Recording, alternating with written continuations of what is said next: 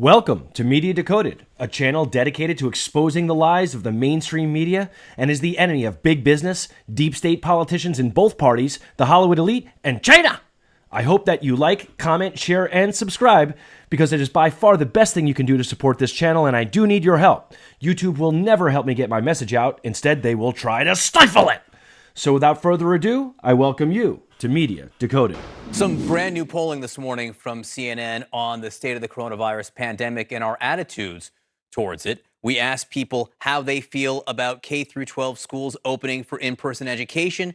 Just 39% say yes, 57% say no. And look at this. Do you personally know someone who's been diagnosed with coronavirus? 67% say yes. But that's not the question, is it? Isn't the question, do you know anyone who's died of the coronavirus? Better yet, do you know anyone who knows anyone who knows anyone who's died of the coronavirus? Outside of first-line workers, nurses, doctors, etc., do you know anyone at all who's been killed by this thing? A very tiny, tiny fraction of people out there even know someone who's died of corona. Asking if you know anyone who tested positive, geez, as time goes on, we're going to learn that most of us have already had this thing and didn't even know it. So the longer time goes on, the more we test and the more we test for antibodies, the more we're going to see that this thing has already been everywhere and it's really no threat. But that doesn't stop CNN from fear-mongering. Watch them go. Joining us now, CNN Chief Medical Correspondent Dr. Sanjay Gupta. And Sanjay, again, the discussion is over schools. The idea that a majority of parents aren't comfortable with it is revealing. Yeah, when you look at the data, what it reveals is only because of your unbiased, dishonest reporting, you've got parents scared as hell. It's totally geographical also, Sanjay. I mean, if you're in a state that does not have many cases right now, you're more comfortable than if you're in a state that's red hot that we see on the map. If you're in a state that's red hot, are there any states that are red hot right now? Let's take a quick look. Here's a look at Florida's daily new cases out today, the most recent statistics. Does this look like it is currently red hot? And if it is red hot today, what was it 3-4 weeks ago at its peak? Now, the funniest thing is that over this last weekend, CNN ran a report saying that Florida has passed 4,000 cases a day for the last 5 weeks. That's what they gathered when they looked at this chart. When they looked at this chart, the news was Florida reports over 4,000 cases a day for the last 5 weeks. Not Florida's cases are dropping off a cliff and it looks like it is totally under control in Florida. Let's take a look at another state. Here's another one of their red hot states, Texas. Remember when all the talk was, oh, they're going to fill up all their hospitals. They were reporting that their hospitals were getting overrun when literally 2 of their 200 some odd hospitals were close to capacity. Now, as you can see, it's hardly an issue. It's dropping off a cliff, decreasing like crazy. And I'm just going to let you know, it's like this in every single state, all the hotspots. Let's take a look at another one. And here we have Georgia. Remember Georgia, where the governor doesn't know what he's doing and he's doing a terrible job? Well, since its peak, cases have dropped about 50%. Where's the bad news here? Where's the problem? Okay, let's take a look at another hotspot. Here's Arizona. You remember Arizona, that irresponsible state with that carefree attitude? Cases, again, dropping nearly 50% on the way down and out. And here's Illinois. Take a look. Now, keep in mind, you see a little resurgence in cases and they're telling you what a terrible thing this is. Well, they're doing 5 to 6 times more testing now. So to really get a look at this, let's look at their death.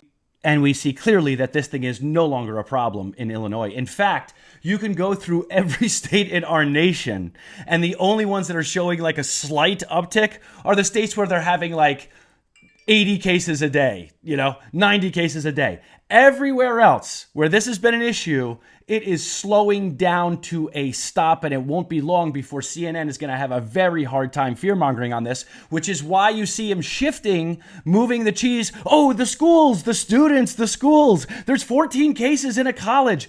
This is now where they have to go because they can't talk about cases in the U.S. They can't talk about deaths in the U.S. unless they skew that statistic so much or flat out lie to you. They choose to do both. Watch and see. But his partisanship is by overwhelmingly Republicans say they're more comfortable than Democrats. That's interesting because often some of the red states are where it's, at its worst right now.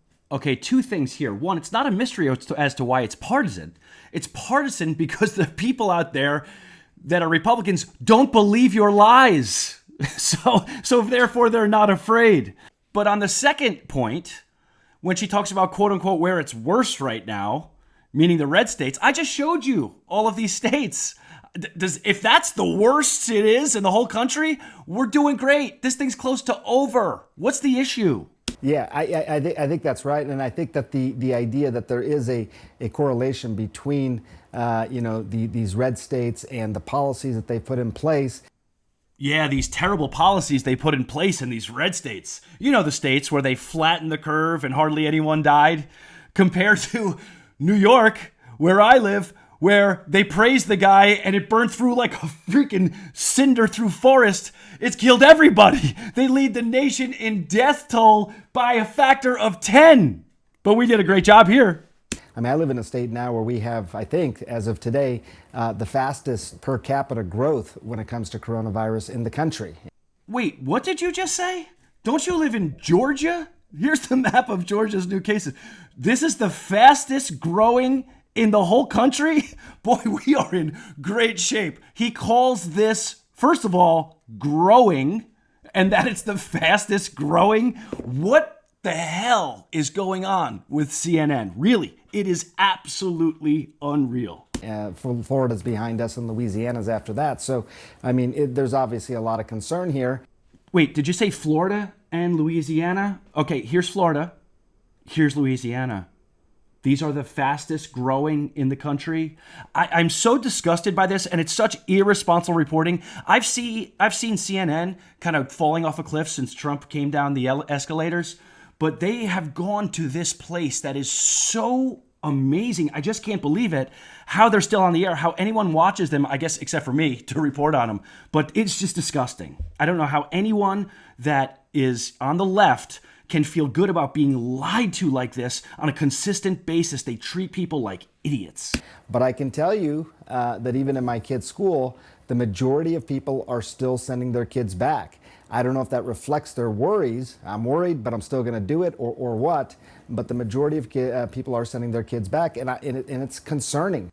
Yeah, I suppose it's concerning to you and your network, but for only one reason. Because it's a sign that people are not believing your BS anymore. You already have a trend that has not been going downward, maybe even going upward for the last several days. What? Where is your proof? Where is your data? This reporting literally is outright criminal. Let me get this straight. In the middle of a pandemic, with the numbers increasing 1,000-fold higher than when you pulled kids out of school, at that point it made sense to you to put kids back in school. With the numbers increasing 1,000-fold higher, with the numbers increasing 1,000-fold higher, with the numbers increasing 1,000-fold higher. I'm just speechless at this. It is so disgusting. You know, this is how they brainwash people. This is how they get people to move to the left, by dominating every media outlet, no fact checking, just drilling narratives down their throat every day on Snapchat, on Facebook, every single outlet in the world, pretty much, drilling it into their head till they believe something that's totally false. Well, that's all we got for today. Remember, like, share, and subscribe, and check out our other videos. Thank you so much for joining Media Decoded.